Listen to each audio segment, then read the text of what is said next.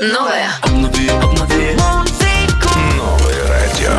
Новое радио. На репите. Слушай.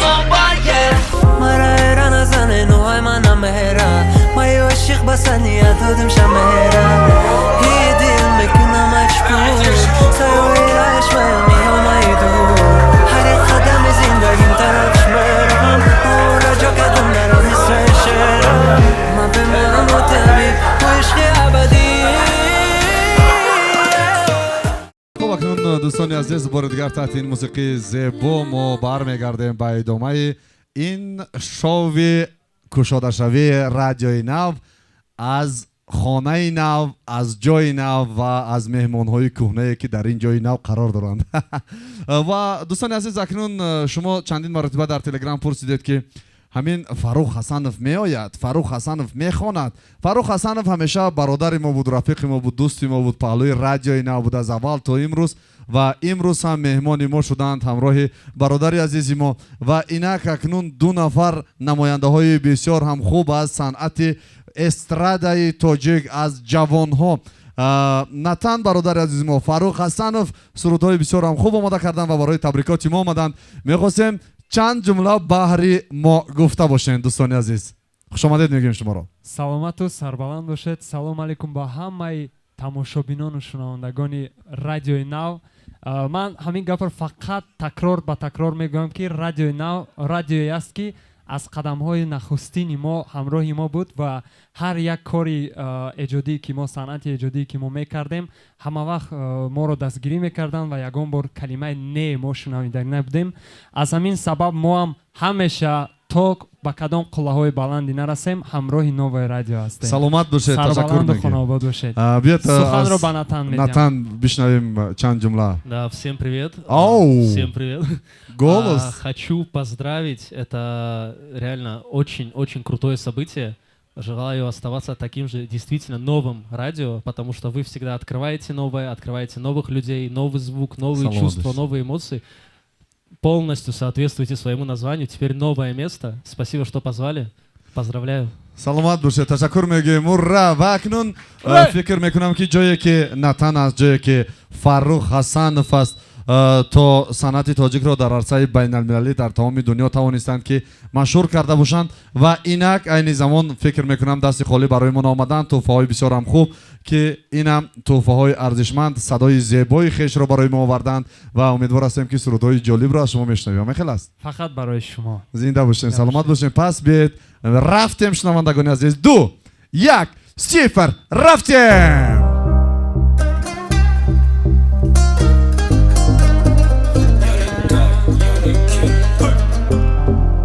Эй! Так, все здесь, да? Эй!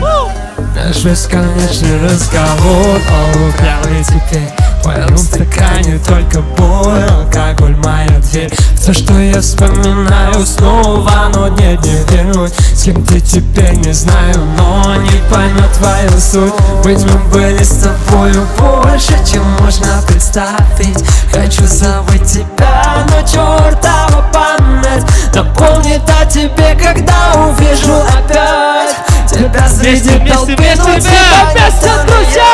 Вспоминаю наши ночи, где любили мы, где вместо точек многоточие.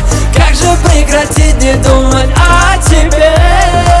Как ты там не думать о тебе? Мне никак. Вспоминаю наши ночи, где любили мы, где вместо точек многоточие. Как же прекратить не думать о тебе? Твою мать, не думать о тебе. Мне никак. Oh, yeah. Забыть, собраться, инста-стори, инсталляция. Как из причины же Хочу, как-то друзья! иначе. Ты стала лишь поводом накидаться. И на деле все недели повтор. Раньше до тебя, теперь до пара в авто. Память отрава, что правда, то правда. Закрыть тебя мне нелегко. Я выдам снова новую песню для танцев. Себе не разобраться, будто бы по накатанной. Я закрываюсь панцирь. Новая, но ведь не ёкает. С кем бы, да и сколько бы я ни пытался. Стоп, так ярко горит. Это лекарство от моей любви. Знаю, не вывезу память на привязи. Держит и снова у пара один. Oh, yeah.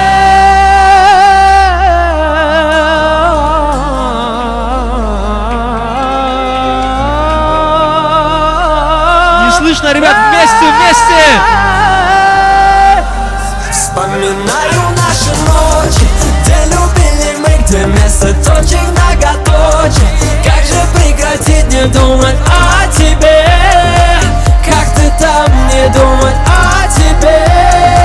Мне никак. Вспоминаю наши ночи, где любили мы, где вместо точек многоточие. Как же прекратить не думать о тебе? Твою мать, не думать о тебе. Спасибо! Всем спасибо огромное, друзья! Это новое радио! Натан ва Фарух Хасанов, браво! Спасибо всем! Не расходимся, друзья. Еще одна мелодия, еще Ого. одна песня специально для омодем вас. омодем Мы дӯстони все азиз готовы. шунавандагонит фикр мекунам ки омода ҳастанд Фарух Так, шунавандагон омода да, ҳастанд да. Мне микрофон чуть-чуть погромче, чтобы я Ага. себя хорошо слышал. аҳа бежан фикр мекунам аллакай омода шуд ва як рафтем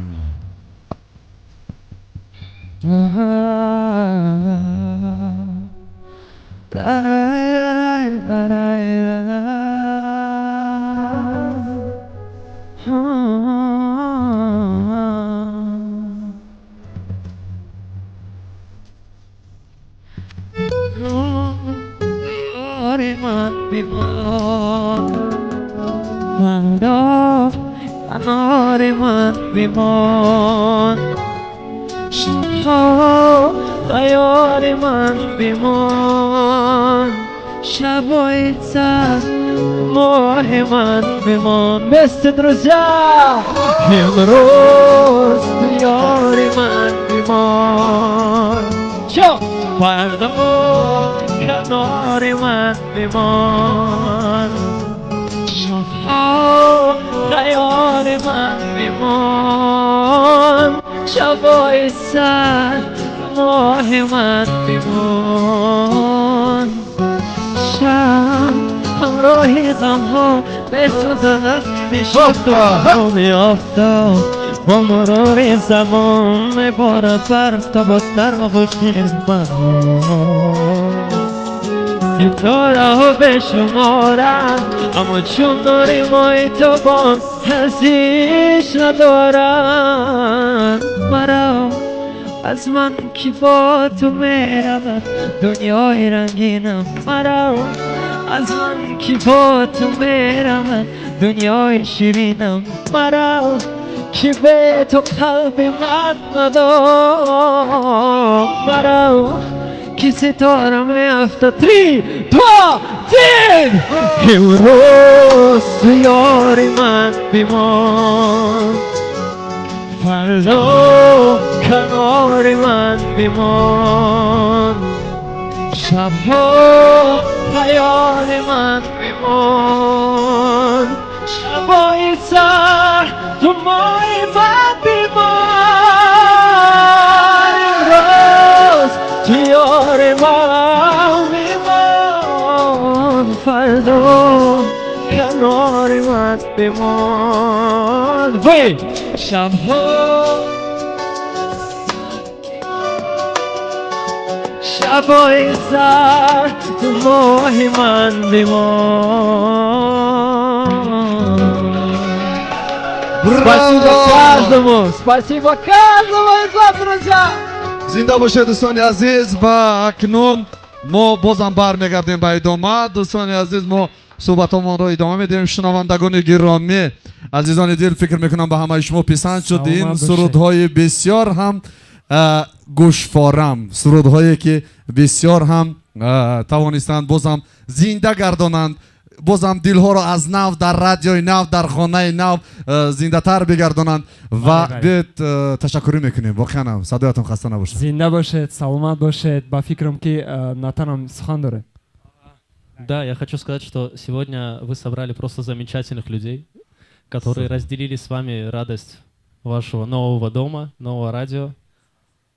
Еще раз поздравляю. Спасибо, что даже свой переезд вы отмечаете вот с таким размахом. Это очень круто. саломат бошед ташаккур мегӯем дар ин ҷо суол шудааст аз тарафи шунавандаҳо ки оё суруди навро аз радиои нав аз тарафи ин ду бародар мо интизор шавем ё не? Фикр мекунам албатта ҳаст, чӣ нақша албатта ҳаст? ҳаст, албатта дар оянда мо нақшаҳои бисёрам калон дорем. айни ҳол ба шунавандагони азиз ман ба гарантия гуфта метавонам, бо Кафолат. гуфта метавонам ки дар наздики 2 моҳи оянда шуморо 1-2 не 5 то суруди интизор аст ва яке аз анон сурудо боз мо хуш мекунем як суруди нав ҳамроҳи Натан бародари азизи мо. як сухан дигар илова мекунам дӯстон, шумо айни ҳол мумкин бисёротон нашносен Натан кист. ман ба шумо як камтарак мефаҳмонам ин шахсият дар ҳаёти эҷодиёти ман бисёр як роли калонро бозидааст ва бисёр ҳамин сурудҳое ки бо забони русӣ мо месароем, бисёри ҳамин сурудо, агар хато накунам 80% ҳамин сурудо ҳамроҳи Натан навишта шудаанд. яъне меҳнати дасти Натан ҳаст. бале, суханҳош ҳамаш меҳнати дасти Натан аст ва ба ҳаматон мегӯям ки Натан чӣ хел талант аст, ҳамагон қабул кунанд. Натан реп саро аст ва медонед бисёр сурудҳои нағз дорад. барои ҳамин касе ки хоҳишмандои мусиқии олмонӣ, мусиқии тари нав аст, ҳатман ба сурудҳои Натан яъне читиян беҳтарин назарандозано гӯш кунанд. аз фурсат истифода бурда шунавандагонро мо огоҳ мекунем. Натан ҳам барои шунавандаҳо бояд бигӯяд ки масалан чӣ гуна ворид шаванд то ин ки хубтару беҳтар ба Натан наздиктар шаванд. дар Инстаграм масалан ҷустуҷӯ кунанд, чӣ гуна масалан метавонанд фақат Натан нависанд, кифоя аст? Думаю, там другой Натан будет. Его на самом деле не Натан зовут. Вот. А Натан Душевно полный псевдоним, да. И намного больше талант, мне кажется, Фарух, потому что так исполнять, это нужно. Притом еще и не только у нас человек на международном уровне знаменитый, признан как талант, поэтому здесь совместная работа. 80% то, что он сказал, текст, но 80% работы дальше уже за ним. беҳтарин ва худо кунад ки ҳамин гуна ҳамдигарфаҳмӣ, ҳамин гуна дӯстӣ, ҳамин гуна рафоқат, ҳамин гуна энерҷӣ, ҷавонӣ воқеан ҳам дар дили шумо боз ҳам зиёдтар шавад. На 80%, балки 180% ҳамеша дар валнаи 95.5 FM бошад ва бо радиои нав ин сурудое ки мо гуфтем 4-5 суруди нав омода мешавад, ҳатман аз мавҷи радиои нав метавонем ҳатман ташаккур мегӯем бори дигар барои даъвати моро қабул кардан. ва инак шунавандагони азиз, мо гузариш мекунем бозам ба қисмати плейлисти Новое радио ва меҳмони навбатии моро мунтазир бошед. Рафтем. Новое радио. Новое радио. На репите. Слушай.